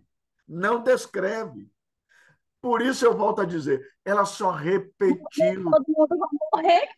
Pois é, ela só repetiu o que Samuel já havia dito. Por que eu fiz essa pergunta? Eu vou explicar para vocês. Notem, notem. Saul foi para a guerra. Lembram o que aconteceu? Ele foi ferido por um flecheiro. Ferido, não conseguiu correr. Percebendo que os filisteus se aproximavam, pediu que o seu pajem de arma arrancasse a sua espada e enfiasse nele. O seu escudeiro não teve coragem. Sabe como foi que ele morreu? Não foi pela mão dos filisteus. A feiticeira, o espírito errou. Não foi pela mão dos filisteus. Ele Se lançou. arrancou a sua espada e se lançou sobre ela. Em outras palavras, ele cometeu suicídio. E quando você vai lá para Crônicas, o registro dos reis de Israel, a Bíblia diz: Deus matou a Saul. Esse espírito não acertou absolutamente nada. E aí eu vou dizer para você: não foi Samuel quem apareceu. Não era Samuel e nem poderia ser Samuel. Um espírito enganando a Saul e que usou como cavalo a médium, fez Israel, aliás, Saul entender, e o autor registrou. Entendeu Saul, mas em lugar nenhum das escrituras diz que foi Samuel. E aí, senhores, alguém dizer que foi Samuel vai ter muito problema teológico, porque aí você não tem como refutar o espiritismo. Você não pode negar que, uma vez morrendo, conforme está lá em Hebreu, segue-se o juízo. Porque a Bíblia diz que ninguém volta. E Samuel voltou? Como é que me explicam isso? Vocês que dizem que é Samuel. Vamos lá, me dê os argumentos de vocês aí.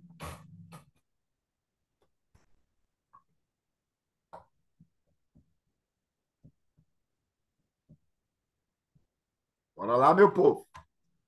Vocês que disseram que é Samuel, me diga com base no que vocês estão dizendo isso.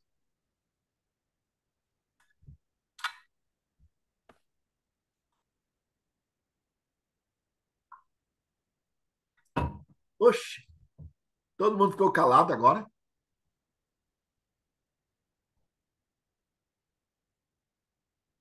Ninguém vai falar, não, meu povo. Respira aí, pelo menos, para me saber que vocês estão vivos. Não, pastor, eu falei que era Samuel porque na minha Bíblia, logo no capítulo, no versículo 15 diz que era Samuel, né? Então, eu deduzi que fosse ele mesmo. Aonde foi que você leu? No versículo 15 que diz assim, Samuel disse a Saul. Aí eu entendi que fosse Samuel mesmo.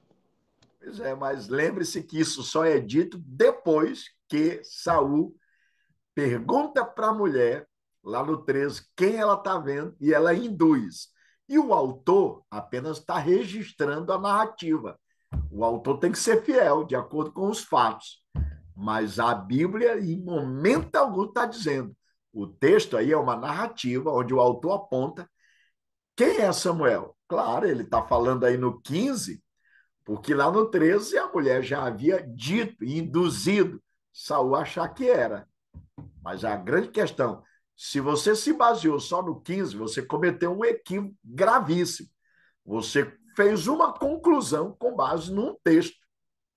E você tem que olhar o texto inteiro, porque senão você vai estar considerando só o 15 e desconsiderando todo o restante do texto. E aí você está cometendo o erro daquele pregador que diz que a mulher não pode praticar parto cesariano porque Deus diz terás filho em dores. E eu já disse para vocês, todo texto sem contexto é pretexto. Então você não pode fazer isso. Pastor João Batista, eu li o versículo 3, o contexto, aí pude compreender, agora entendi, que realmente não foi Samuel. E lá já diz lá no 3 que ele já havia morrido. Pois é. Deu para perceber isso? Isso que eu estou lhe falando, tem que olhar o contexto. Vamos lá, os outros aí, vamos lá. Eudes Marinho, me diz aí que história é essa de que era Samuel, com base no quê, homem? Do filme que assisti, pastor.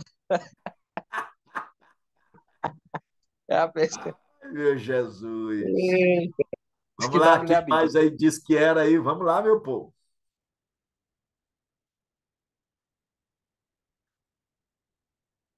Deixa eu dizer uma coisa para vocês, ó. Eu estou olhando para o relógio, são 21h45. Tá, vamos caminhar para a conclusão. Mas deixa eu dizer uma coisa para vocês. Gente, eu vou enfatizar isso porque isso é importante. Não adianta eu encher a cabeça de vocês de princípio. Gente, sejam absolutamente criteriosos, minuciosos, detalhistas, justamente com um olhar, sabe, crítico para o texto. Leia o texto uma, duas, três, quatro, entendeu? Uma, duas, três, quatro, cinco, seis, sete. Leia e vocês vão perceber. Uma palavra faz a diferença. Um detalhe. Esses dias atrás eu vi alguém falando que a causa da queda no Éden se deu porque quando Adão não, desculpe, quando Eva pecou, Adão não estava presente para repreendê-la. Gente, que absurdo. A galera não ler o texto. Não ler. Vamos todo mundo lá para o livro de Gênesis. Todo mundo. Só para a gente concluir. Dá para a gente ir lá em Gênesis?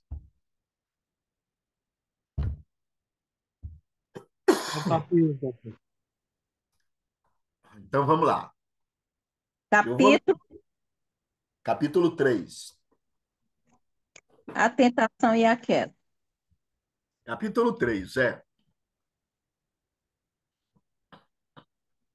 Olha só.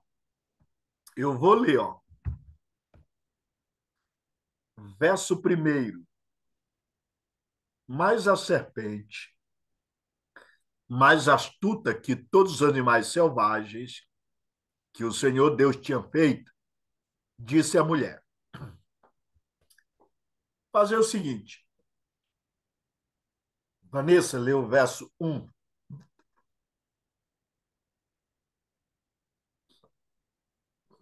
Do Gênesis 3? Isso. À medida que eu for pedindo, tu vai lendo. compassadamente. Verso primeiro. Mas a serpente, mais sagaz que todos os animais selváticos que o Senhor Deus tinha feito, disse à mulher: É assim que Deus diz: Não comereis de toda a árvore do jardim? Ponto. Vou parar bem aí. Ó, notem que todas as vezes em que a tentação ela vem contra alguma figura na Bíblia, sobretudo a tentação por parte de Satanás, vem sempre com uma indagação, é sempre com uma pergunta. Olha a pergunta. É verdade que Deus disse: não comam do fruto de nenhuma árvore do jardim? Deus não proibiu comer fruto de nenhuma árvore. Ele proibiu apenas da árvore do conhecimento, mas as demais sim. Vocês vão notar que isso aqui tem uma conexão direta com a pergunta lá de Jesus no deserto da tentação. Também tem a ver com aquela experiência de Jesus e o endemoniado gadareno. Jesus, o que vieste fazer aqui, vieste nos atormentar. Sempre começa com alguma indagação. Por quê? Porque o diabo ele quer primeiro despertar a curiosidade, isso é uma estratégia, para criar um ambiente para o diálogo. Olha só, verso 1 foi lido. Leu 2, Vanessa. Respondeu-lhe a mulher: Do fruto das árvores do jardim podemos comer, Continua. mas do fruto da árvore que está no meio do jardim, disse Deus: Dele não comereis, nem tocareis nele, para que não morrais. Ó, a serpente fez uma pergunta tendenciosa e a Eva cai de bandeja. Cai de bandeja. Isso aqui é o argumento. Cai de bandeja. Ó o que ela diz. Ela diz que Deus falou assim: vocês não devem comer dele. Realmente é verdade isso aqui, ó. Mas aí ela acrescenta: nem tocar nele para que não venha morrer. Deus não proibiu tocar. Não proibiu. Mas qual é o meu ponto? É que nesse erro de acrescentar, dizendo que não deveria nem tocar, isso já mostra que Eva estava vulnerável e que ela já tinha ido na onda da serpente. Foi na onda. Bem diferente de Jesus. Visto que és o Filho de Deus, transforme. Está escrito, nem só do pão. Lança-te daqui, porque está escrito. Também está escrito, não tentará o Senhor teu Deus. Tudo eu te darei. Também está escrito somente. Ou seja, Jesus nunca foi nem para a esquerda nem para a direita. Todo tempo, certinho. Aqui não. Eva vacilou. Foi na onda. Agora, nota. Vanessa, leu o 4, o 5. Então a serpente disse à mulher: É certo que não morrereis, porque Deus sabe que no dia em que dele comerdes, se vos abrirão os olhos, e como Deus sereis conhecedores do bem e do mal. Opa, a mulher deu chance. A serpente diz, muito bem, como ela acrescentou, eu também vou agora acrescentar também. Aí ele acrescenta. Na verdade, ele tanto acrescenta como diminui. Diminui quando diz, não, vocês não vão morrer. E acrescenta quando diz assim, olha, vocês serão igual a Deus. Foi na onda. Aí, 6, eu quero que leia o 6, Vanessa. Vendo a mulher que a árvore era boa para se comer, agradável aos olhos e árvore desejável para dar entendimento, tomou-lhe do fruto e comeu e deu também ao marido, e ele comeu. Pronto. Gente, olha só essa narrativa. Aqui não tem o que discutir, não. Ó, vendo a mulher que a árvore era boa para se comer, vírgula, agradável aos olhos e árvore desejável para dar entendimento, vírgula. O que ela fez?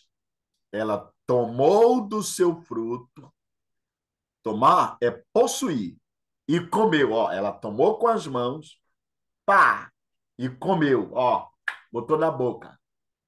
Tomou, possessividade, tomou posse, e comeu. Ah, ela estava lá, juntinha da árvore. E aí, ó, vírgula. E deu também ao seu marido e ele comeu. Notem como o texto é claro. O texto, em nenhuma versão, não existe essa versão.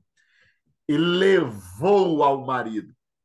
Pelo contrário, todas as traduções vão dizer e deu ao marido.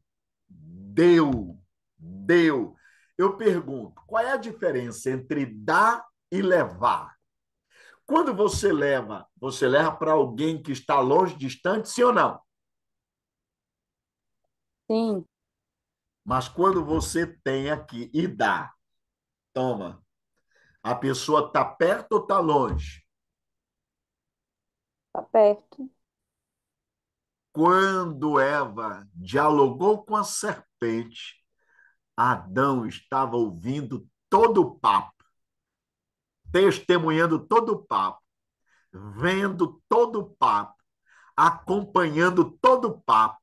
Ele estava ligado em cada detalhe, mas não fez absolutamente nada. Razão pelo qual a Bíblia, apesar de dizer que o pecado foi praticado primeiramente pela mulher, e Paulo vai falar sobre isso, primeiramente pela mulher, mas a Bíblia culpabiliza, responsabiliza Adão. E por quê? Porque ele foi o responsável por cuidar do jardim e ser o cabeça da mulher, mas não foi cabeça, se deixou levar pela conversa da serpente, que agradou tanto a sua esposa quanto a ele, e ele, de maneira omissa, deixa tudo acontecer, e depois que ela come, dá para ele, ó, dá, toma meu amor, dá, toma meu amor. E ele, ó, come. E é por isso que então, esse papo de dizer que Eva caiu porque Adão não estava presente, de onde foi que tiraram isso? Isso não existe na Bíblia, ninguém defende isso. Isso é um erro, isso é criar uma teoria aonde não existe. O texto fala por si. Deu para entender, amém? Amém. Bom, meu povo, são 10 horas, faltam 4 minutos, nós vamos encerrar. Alguém quer fazer alguma observação?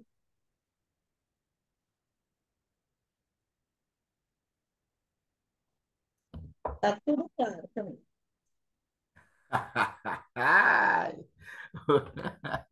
Vocês são uma benção. Eu vou perguntar bem aqui. Cadê o Birajara? Ainda está aí, vivo? Me dá um sinal aí. Glória. Gisel Dias, me dá um sinal. Está vivo? Opa, estamos aqui. Lucas, eu sei que tá. Eu sei que tá. Não vou nem perguntar, não. José Hilton. Glória a Deus. Cadê o José Hilton? Ok, pastor. Alex Viega. Eu nunca vi o rosto do Alex Viega. Deixa eu ver teu rosto, homem. Deixa eu ver se abre aqui a câmera. Ah, é tu, Eudismarinho. Rapaz, que negócio é esse de Alex aí? Abriu a câmera aí? Ah, não, abriu. Beleza. Ah, professor, se eu fazer uma pergunta. Quem é? Eu. É, é sobre esse debate aí da teologia, né? Teologia, assim. Você acha que hoje ainda existe ainda esse preconceito entre os irmãos sobre a teologia, o estudo da teologia? E se sim, se tem alguém, algum escritor, alguém que fala sobre isso, que argumenta sobre esse debate, né, da teologia. Olha, esse preconceito contra a teologia, ele existe e sempre existiu de uma maneira muito forte.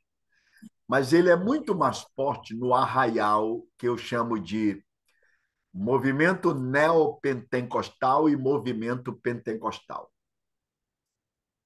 Nas igrejas neopentecostais e pentecostais é muito forte, porque se criou uma cultura. Engraçado, eu sou pesquisador, gosto de pesquisar. A Assembleia de Deus americana, lembrando que a Assembleia de Deus no Brasil já veio de lá, dos Estados Unidos. Enquanto a Assembleia de Deus aqui no Brasil está completando 112, 113 anos, lá tem quase 200. Então, vou dizer para você, a Assembleia de Deus nos Estados Unidos tem uma outra cultura. Para lá, é inadmissível um pastor, um obreiro, um líder assumir um trabalho sem uma devida formação teológica. Aqui no Brasil, não. Até por conta dos nossos dois pioneiros do movimento, Daniel Berg e Gunnar, que eram homens simples, sem cultura. E a forma como a Igreja Assembleia de Deus cresceu no Brasil, sempre pelos bairros periféricos. Então, a ênfase na experiência foi muito grande, criou-se essa cultura, e o movimento neopentecostal também é muito forte. Raro você encontrar um pastor de uma igreja neopentecostal com formação teológica. E quando tem, é aquela formação teológica toda tendenciosa. Então, isso é um problema. E, infelizmente, as igrejas hoje ainda estão na liderança de homens que, na sua grande maioria, são inimigos da teologia. São inimigos. Eu não vou falar muito, não vou entrar muito no mérito, mas a grande verdade é que hoje, dentro da Igreja Assembleia de Deus, para muitos, estudar teologia é pecado, é perca de tempo, apaga fogo, vai esfriar, sabe? Sem falar que eu conheço muitos líderes que só criticam os teólogos, falam mal dos teólogos. E aí, a grande verdade é que isso é um preconceito que muitos cristãos têm. Isso pode mudar? Pode mudar a partir da liderança, né? Ah, se você for a Vanessa, por exemplo, a Vanessa está aí, ó, estudando teologia, uma ovelha na igreja que eu pastoreio. Na minha igreja, muitos querem fazer, não podem às vezes, mas querem fazer. Mas assim, eu penso que quando você tem um líder que é preocupado com a teologia, estuda teologia e sabe aplicar a teologia corretamente no púlpito, isso se torna uma fonte de inspiração para muita gente. Mas a tua pergunta ela é pertinente. Infelizmente, há muita gente contra a teologia porque ainda nos púlpitos há muita rejeição à teologia.